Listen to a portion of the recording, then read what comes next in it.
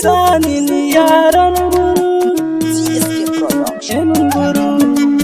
Najeriya ƙasata, Najeriya uwa ce, kar ku zagi mama.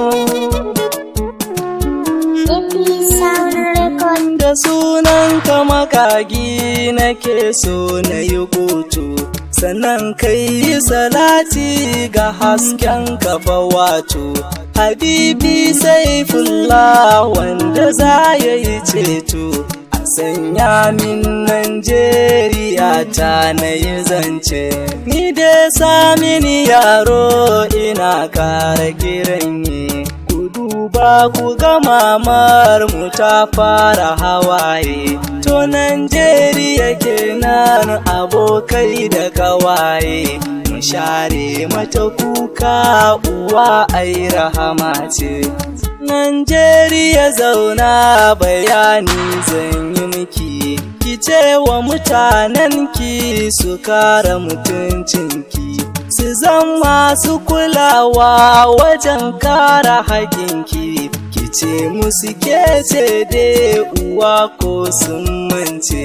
Ki duba ki ga ƙasashe suna kin ƴaƴanki, idan mun fita yawo ana cin zarafinki. Ƙasashe da yawa ma suna kyarar ɗanki, idan nan ka hakan sai na zauna a marece. Na san wasu ƴaƴan ne suke babbata ki, suna so a idan duniya ma a gaba ke, amma sun ƙi su gane Rabbi ke kare ki. Ke kika yi renan su amma sun ka butulce.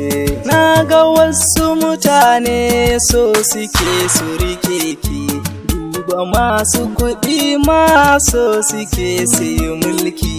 Mamulkan da suke kai suna ƙara kashe ki, yaushe ƴancin Naija uwa za ya kasance.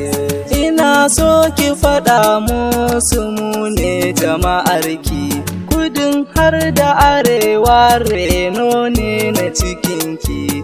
Ina masu fito don mu ɗaukaka kalmarki, ku taso mu faɗa yau mu furta a fusace. Ana karkashe ƴaƴan da mamar mu ta haifa, muna son shan inuwa amma mun guji rumfa. Su dai kullum burinsu su sanya ki a jarfa, da za su tuna reno ai ya wuce rance.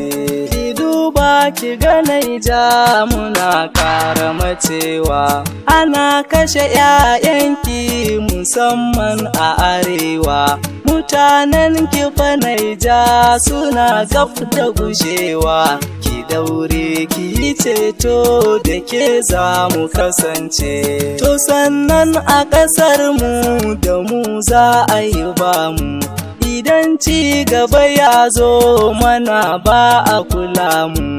Suna ta da aƙidu kawai don su raba mu. Yan Naija wayo shiru ma magana ce, ku ce duk mun farka muna neman yanci. Ƙasar mu da ta kwanta ku tashe ta a barci, ga mamar mu da yunwa kuna cinye abinci. Halaccin da kuka yi sai ku auna a nazarce, a nazarce, ku auna a nazarce.